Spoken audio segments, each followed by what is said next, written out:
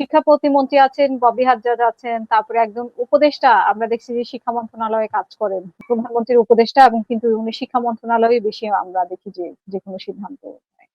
তো সেখানে তো ওনাদের সবাই মিলেই মনে হয় সিদ্ধান্ত নেওয়ার কথা। তো একা এখানে তো শিক্ষামন্ত্রী পদত্যাগ চাওয়া না, শিক্ষামন্ত্রীর এইসব শুনেন, সবকিছুতে এই পদত্যাগ চাওয়াটা খুব অতি বাড়াবাড়ি হয়।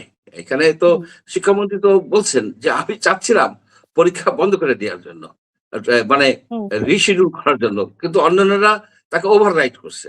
ওভাররাইট করার কারণ আছে যে চিটাগাংয়ের জন্য তো সারা বাংলাদেশ বন্ধ হতে পারে না। 12.5 লক্ষ প্রায় 13 লক্ষ পরীক্ষার্থী, এদেরকে নতুন করে পরীক্ষা দিতে গেলে যে পরিমাণ লজিস্টিক, যে পরিমাণ টাকা পয়সা সবকিছু দরকার হয়, এবং ওভারঅল শিক্ষা বছরটা একটু তো পিছিয়ে যায়। আপনার নতুন করে 3টা পরীক্ষা নিতে গেলে সব পরীক্ষার পরে ইট টেকস টাইম, এবং এটা আপনার একটা ঝামেলা। সেইখানে তাদেরও যুক্তি আছে, কিন্তু আমি মনে করি যে এই জায়গায় একটা কোঅর্ডিনেশনের অভাব ছিল। চিটাগাংয়ে পরীক্ষা বন্ধ করছেন, ফাইন, সেটা উচিত ছিল। এবং ঢাকা কিংবা অন্যান্য জায়গায় যেখানে স্থানীয়ভাবে ব্যাপক বৃষ্টিপাত হচ্ছে, পানিতে সয়লাব হয়ে গেছে, এবং কর্মকর্তা কর্মচারীরা তো যারা উচ্চপদস্থ তারা তো ঢাকায় থাকেন, তারা কি ওই একটু জানলা খুলে একটু যদি দেখতেন, সকালেও তো জানাই দেওয়া যেত আপনার রেডিও টেলিভিশনে যে পরীক্ষা হবে না, মানে স্থগিত করা হলো। এই জায়গায় ল্যাক অফ কোঅর্ডিনেশন ছিল, সিরিয়াস ল্যাক অফ কোঅর্ডিনেশন ছিল। ভবিষ্যতে যেন এরকম না হয়। আমরা এখন ডিজিটাল যুগে আমরা ই করতেছি, ডিজিটাল যুগে আমরা বাস করি। আমার তো মনে হয় যে প্রত্যেকটা শিক্ষার্থীর মানে অভিভাবকদেরকে মোবাইল ফোনেও জানানো যায়, তো তাদের তো এগুলি আছে, নাম্বার তো আছে, মোবাইল ফোনেও কিন্তু ব্যাপকভাবে জানা যায় যে স্কুলের থেকে যে পরীক্ষা রিশিডিউল করা হয়েছে। আর যদি কোনো একটা ছেলে যাই উপস্থিত হয়, তাহলে সে একটু ভিজলো, তার তো সেই পরীক্ষা দিতে হলো না। আপনি ঠিকই বলেছেন।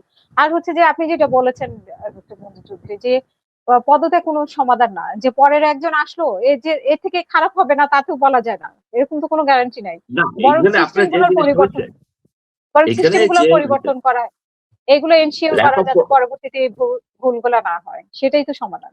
কিন্তু আমরা দেখেছি যে এই যে আন্দোলন হলো, এখানে অনেকেই কিন্তু যতটা না শিক্ষার্থীরা আছে তার থেকে আরো অনেকেই আছে যে মানে বহিরাগত, যেমন ছাত্রলীগ আছে, এখানে অনেকে বলছে শিবির ঢুকে গেছে, এখানে আবার অনেকে বলছে যে এনসিপি, মানে এইভাবে অনেকে আবার সুযোগ নিচ্ছে, সুযোগ নিয়ে আন্দোলনের মধ্যে ঢুকে গেছে, যেটা সব এগুলি তো ঠিক না। এবং যে মন্ত্রী একটু ব্যঙ্গাত্মক এসে কথা বলেন, এটাও সত্য যে উনি বলেন নকল হবে না, একটু উনি সবাই সাথে একটু ভালো, একটু ব্যঙ্গাত্মক বা একটু জোক করে কথা বলতে চান ছাত্রছাত্রীদের সাথে।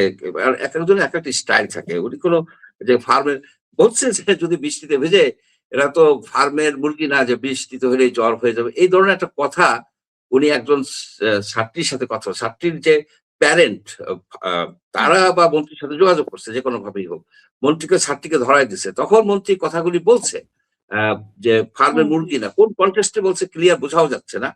সেইখানে এটাকে আবার ভিডিও করা হয়েছে, এটাকে রেকর্ড করা হয়েছে, হুইচ ইজ ইললিগাল এবং আনএথিক্যাল। আপনি যখন একজনের সাথে কথা বলছেন, সেটা ভিডিও করছেন এবং সেটাকে আপলোড করে ছড়াই দিচ্ছেন, এটা ঠিক হয় নাই।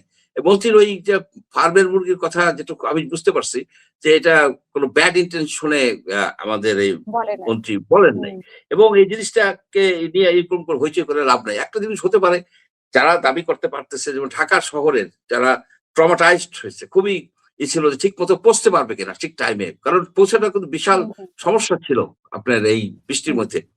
তারা যদি, তাদেরকে আমি মনে করি যে নতুন করে তারা পরীক্ষা দিতে পারে, এই পরীক্ষাকে বাতিল করে দিয়ে তারা আবার চিটাগাংয়ের ওই ছেলে মেয়েদের সাথে তার পরীক্ষা দিল, তাহলে কিন্তু সমস্যাটা সমাধান হয়ে